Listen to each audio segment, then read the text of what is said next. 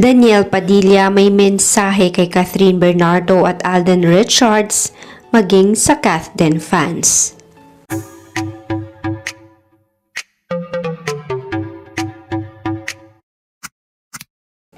Viral ngayon ang pahayag ni Daniel tungkol kay Catherine at Alden maging sa mga fans nito. Ayon kay Daniel, paumanhin po sa lahat ng mga fans ng Kathden. Humihingi po ako ng tawad para sa mga ibang fans ko na pinipilit pa rin ako kay Catherine. Sa totoo lang, buwisit na rin ako dahil gustong-gusto ko ng manahimik at matapos na ang issue na ito. Kaya please lang po, tigilan nyo na po ang pagpupumilit sa akin kay Catherine dahil ang tapos na ay tapos na. Salamat po at sana maunawaan ninyo ako dahil gusto ko na talagang matahimik at ang issue na ito. Ayon kay Daniel, gusto na niyang matahimik at hindi na maikonekta pa sa dating nobya na si Catherine. Masaya na ito para kay Catherine ngayon at ayaw na niyang madawit pa ang kanyang pangalan sa usaping Catherine at Alden. Ngayon nga ay pinagdiriwang ni Daniel ang kanyang 29th birthday. Maraming mga artista, kapamilya at kaibigan ang bumati na sa kanya. Kung matatandaan, nauna nang nagdiwang ng kaarawan si Daniel kasama ang mga children na cancer patients. Masayang-masaya ito na may pagdiwang niya ang kanyang kaarawan kasama ang mga batang ito. Sa ngayon, naghihintay tayo ng iba pang update para sa kaarawan ni Daniel ngayon at kung babatiin ba siya ng kanyang dating nobya na si Catherine. Sa ngayon, ayaw na ni Daniel na maisama pa ang kanyang pangalan o maidikit sa pangalan ni na Catherine at Alden. Ayaw na rin niya na pag-usapan pa siya o ma-issue pa rito. Ayon nga kay Daniel, tapos na talaga sila ni Catherine Bernardo at wala naman nangyaring comeback.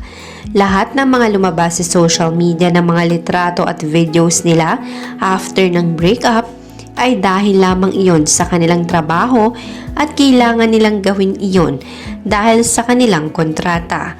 Mayroon silang isinasaalang-alang trabaho na kailangan magampanan pa rin nila at hindi maapektuhan.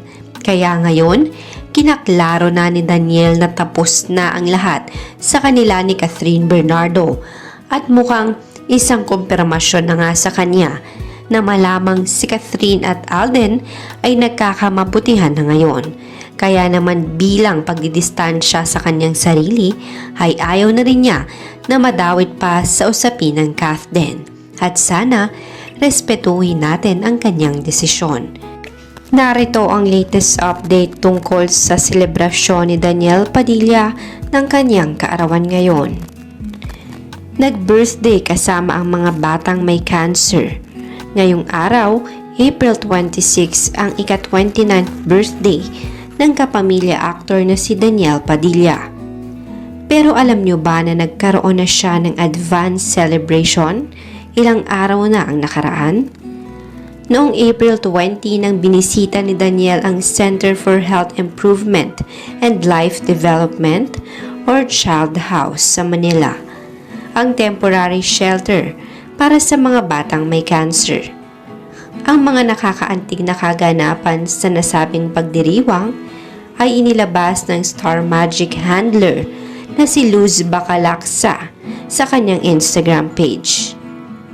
Mapapanood sa IG video ang masayang pakikipag-bonding ni Daniel kasama ang mga pasyente at staff ng Child House. Makikita rin ang pamimigay niya ng mga laruan habang nakapila ang mga bata. At bilang pasasalamat at regalo, si Daniel ay nakatanggap ng origami flowers at birthday cards mula sa mga pasyente. Ayon sa handler sa IG, advance happy birthday to our good philanthropies. Sa pamamagitan naman ng Facebook, nag-post din ang ina ni Daniel na si Carla Estrada ng mga naging kaganapan sa selebrasyon sa Child House. Ang caption niya, "Years and years of friendship and support." Samantala sa comment section naman ay maraming netizens at fans ang natuwa sa ginawang pagpapasaya ng aktor sa mga batang may cancer. Narito ang ilan sa mga komentong nabasa natin. Advance happy birthday, Dij. More blessings and continue helping those children. God bless you. We love you, DJ. Hindi kami magsisawang suportahan ka, lalong-lalo na ngayon sa bagong journey mo. Happy birthday to our Supremo.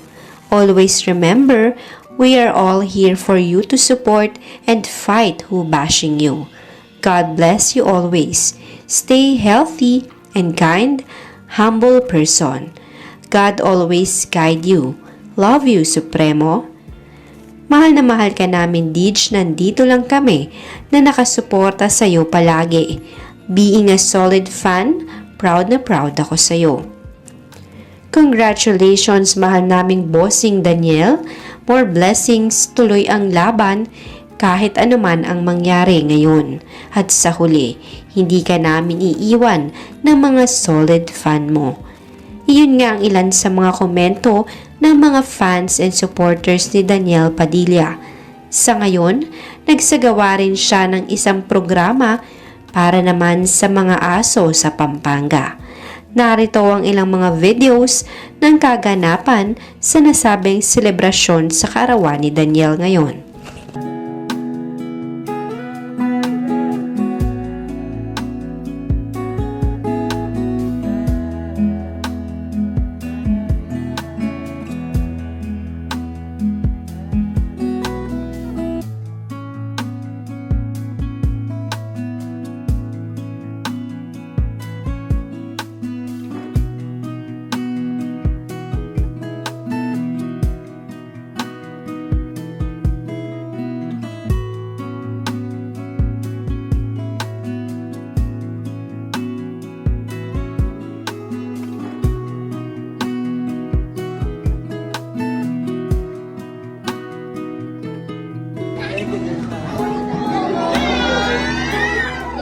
Siya yung gabi na hindi siya nakakalakad. Pero nakita mo yung nasa parking kami, na hinabol ka namin. Siya tumakbo. Oo.